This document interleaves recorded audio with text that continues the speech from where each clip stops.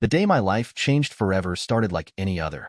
I was in my home office surrounded by piles of papers and the comforting hum of my computer. I had just finished my third cup of coffee when I noticed an unfamiliar envelope buried under a stack of bills. It was addressed to Juliet, but since it had our home address, I figured it might be something important. I opened the envelope expecting to find a bill or some junk mail, but instead I found a neatly folded letter. My heart pounded as I read the first few lines, which were a love letter. It wasn't from me, Dylan. I can't stop thinking about you. Every moment we spend together feels like an eternity. I long for the day we can be together without hiding it. The letter went on, filled with words of love and longing from someone. It was from Ruben. My hand shook as I read it again, hoping I had misunderstood, but the words were clear. Juliet, my wife, was having an affair just then. Juliet walked into the room. She was dressed in her usual professional attire, looking as stunning as ever, but all I could see was the betrayal written in that letter. "Hey, honey," she said, smiling. "What are you up to?" I held up the letter. To explain this, her smile faded and was replaced by a look of panic. "Where did you find that?" I asked. "It doesn't matter where I found it," she replied. "What matters is what it says." "Who is Ruben?" Juliet's face turned pale. She looked down, unable to meet my eyes. "He's just a friend from work," she said. "A friend?" I laughed bitterly. "Friends don't write love letters." She took a deep breath and tears welled up in her eyes. Her eyes met mine. "Dylan, it's not what you think. It started as just a friendship, but things got complicated." I repeated, feeling a mix of anger and sadness. "How long has this been going on?" "About 6 months," she whispered. I felt like the ground had been pulled out from under me. 6 months. How could I have been so blind? "Why, Juliet?" I asked, my voice breaking. "Why would you do this to us?" "I don't know," she cried. "I was feeling lonely, and you were always so busy with work. Ruben was there for me. He listened to me. Lynn, I was there for you too," I said, feeling the sting of her words. "We had something real." "We do," she said, reaching out to touch my arm. "Please, Dylan, I don't want to lose you. I made a mistake. Can we try to fix this?" I pulled away. My heart. "Juliet, I don't know what to do. I need time to think." She nodded, tears streaming down her face. "I'm sorry." I walked out of the room feeling numb. I didn't know what to do or how to feel. All I knew was that the life I thought I had was shattered. I had no idea how to put the pieces back together. The morning after discovering Juliet's affair, I woke up feeling like I had a weight on my chest. I'd been having trouble sleeping and my mind was all over the place. I knew I needed answers, and I wasn't going to get them by sitting at home. So I decided to confront Ruben, the man who had come between Juliet and me. I found out where he was and went to his office building to wait for him.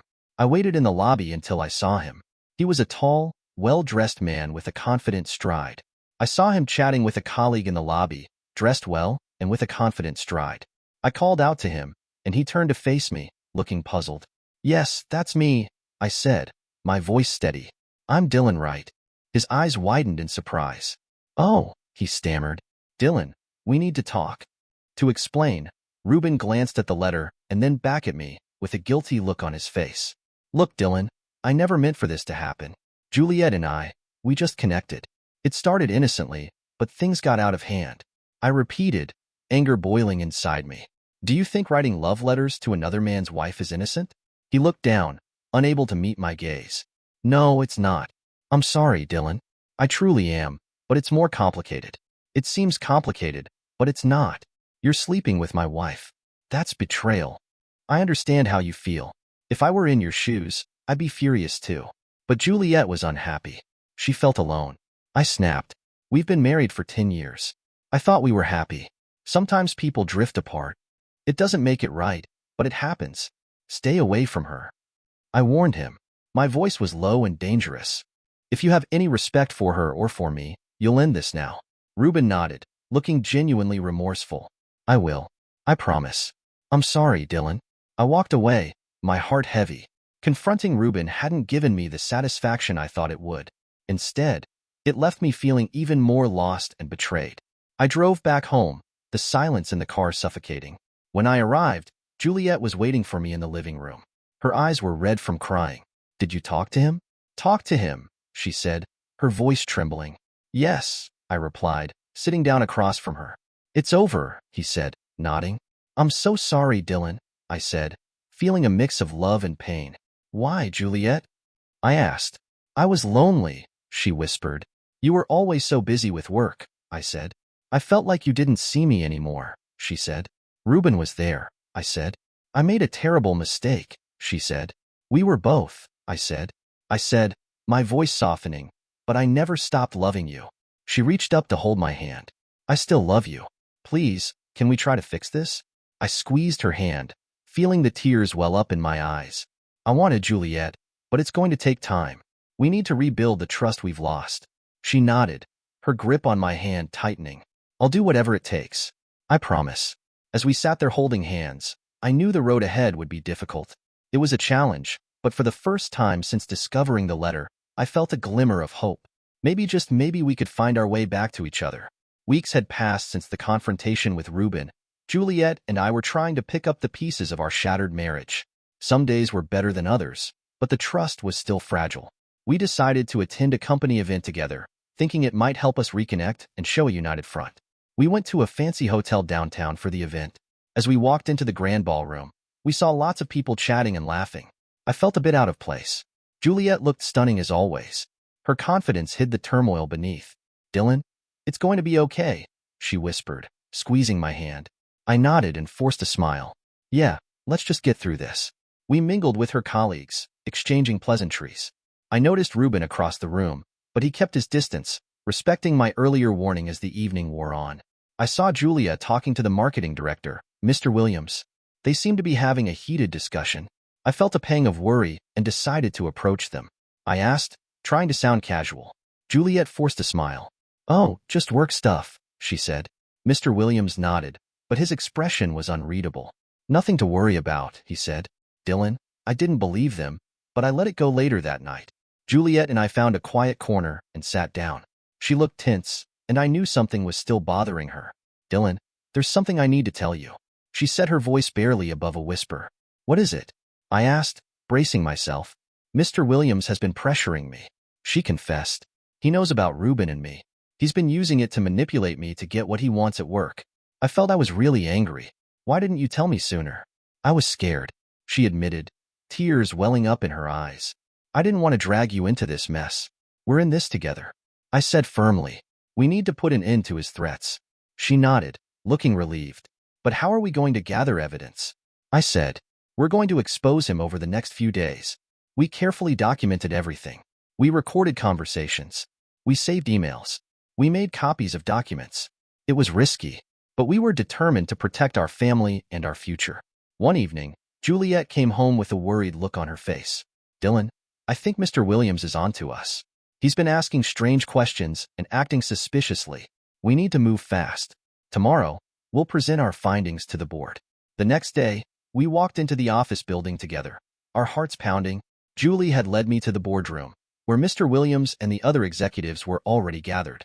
The executives were already there, and the tension in the room was palpable as we took our seats. What is this about, Mr. Williams? He asked, narrowing his eyes. I think you know, Juliet replied, her voice steady. We have evidence of your misconduct, he said, laughing a cold, mocking laugh. I'm bluffing, I said, standing up and placing a stack of documents on the table. The room fell silent as the board members reviewed the evidence. Mr. Williams looked confident. The facade began to crumble. This is outrageous, he shouted. You have no right to do this. We have every right, Juliet said firmly. We won't be intimidated anymore. The board members whispered among themselves, clearly shocked by the revelations. Finally, one of them spoke up. Mr. Williams will need to investigate these claims until then. You're suspended from your duties. He stormed out of the room. Furious, I turned to Juliet. I felt a mix of emotions. We left the building feeling a mix of relief and pride. We'd taken the first step towards reclaiming our lives. Juliet squeezed my hand and thanked me. Dylan, I couldn't have done this without you. We're a team. We'll get through this together, I replied, smiling. We'll get through this together. We've been through a lot in the last few weeks, but I knew we were stronger together. And no matter what came next, we would face it side by side. It had been a few weeks since Mr. Williams was suspended, and the air in our home was lighter, but there was still an unspoken tension between Juliet and me. We were both trying to find our way back to each other, but it was a slow and painful process. One evening, we decided to have a quiet dinner at home. I cooked her favorite meal, spaghetti carbonara, and we sat down together at the kitchen table. The soft glow of the candles added a warm, comforting light to the room. "Dylan, this is delicious," Juliet said, smiling. "Thank you. I'm glad you like it," I replied, feeling a flicker of hope. "It's been a while since we had a nice dinner together." She nodded, but her smile faded. "There's something I need to tell you. I should have told you a long time ago." My heart sank. "What is it?" "It's about Reben. The affair started because I was lonely, but it continued because I felt something I hadn't felt in a long time." I looked at her. My chest tightened. "What do you mean?" "I felt appreciated," she said, her voice breaking. "I felt seen. I'm not excusing what I did, Dylan. It was wrong, and I regret it deeply. But I need you to understand why it happened." I stared at my plate, trying to process her words. "I thought I was doing everything right," I said quietly. "I worked hard to provide for us.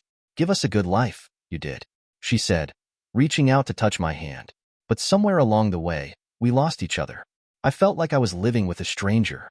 Her words cut deep, but I knew there was truth in them. "Why didn't you tell me you felt this way?"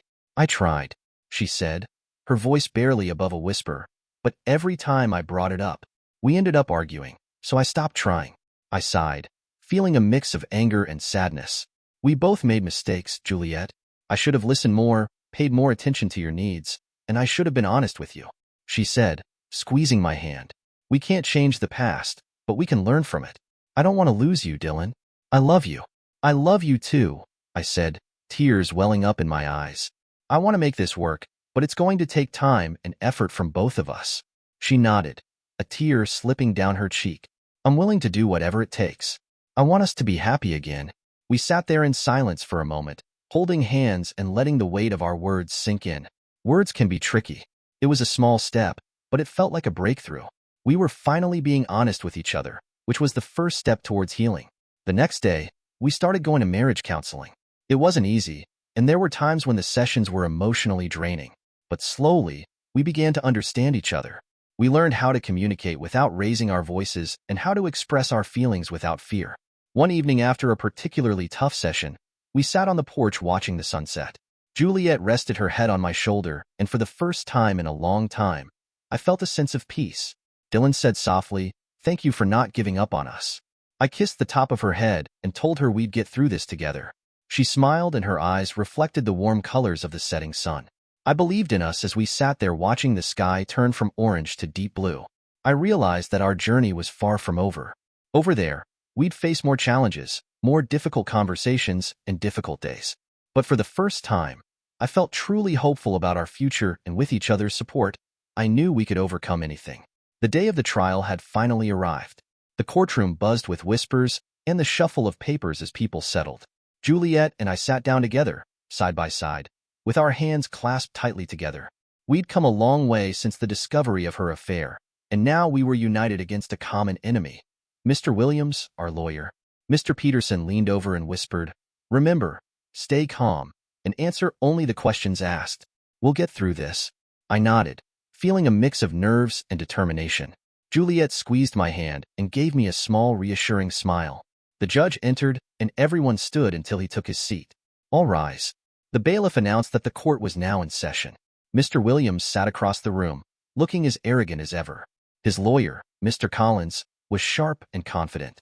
The man who seemed unfazed by the gravity of the situation was Mr. Peterson.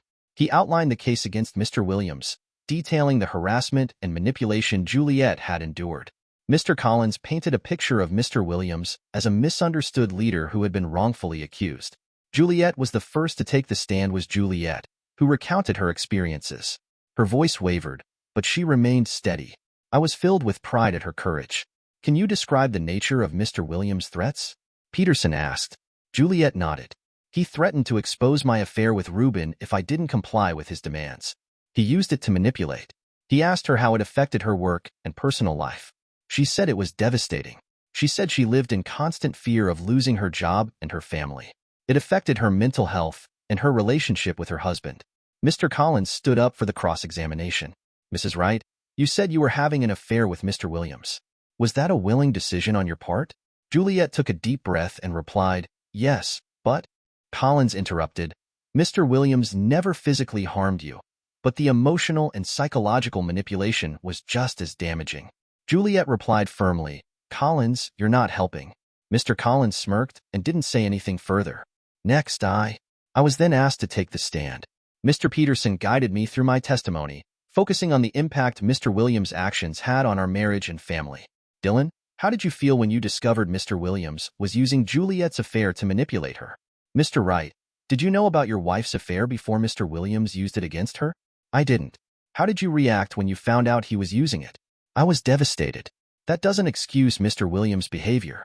The affair itself affected her work, not any actions taken by Mr. Williams. Her performance might have been affected, but Mr. Williams exploited her vulnerability. I said, keeping my voice steady, that's the issue here. The trial continued with witness testimonies and evidence presentations, and each piece of evidence painted a clearer picture of Mr. Williams' manipulative tactics.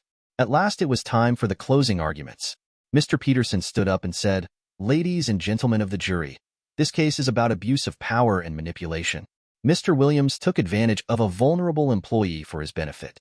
Juliet Wright showed incredible bravery in coming forward, and I ask you to consider the impact of Mr. Williams' actions on her and her family." Mr. Collins followed. In his closing statement, Mr. Collins tried to discredit Juliet's claims and paint Mr. Williams as a victim of circumstance. However, as he spoke, I could see the jury's skepticism, especially after hours of deliberation. The jury returned with their verdict, and the room was tense with anticipation on the count of harassment. We found the defendant guilty. The foreman announced the verdict on the count of manipulation and abuse of power. We find the defendant guilty. I was really relieved. Juliet gave me a squeeze and tears of joy were streaming down her face. We'd won. As we left the courtroom, Mr. Peterson shook our hands. "You both were incredible. Justice was served today." "Thank you," I said, feeling a weight lift off my shoulders. "We couldn't have done it without you." Juliet looked at me, her eyes shining with gratitude. "We did it. We really did it, Dylan," I replied, smiling. "And now we can finally start to heal and move forward." As we walked out of the courthouse into the bright sunlight, I felt a renewed sense of hope. The battle was over, and we had emerged stronger. The road ahead was still uncertain, but with Juliet by my side, I knew we could face anything together.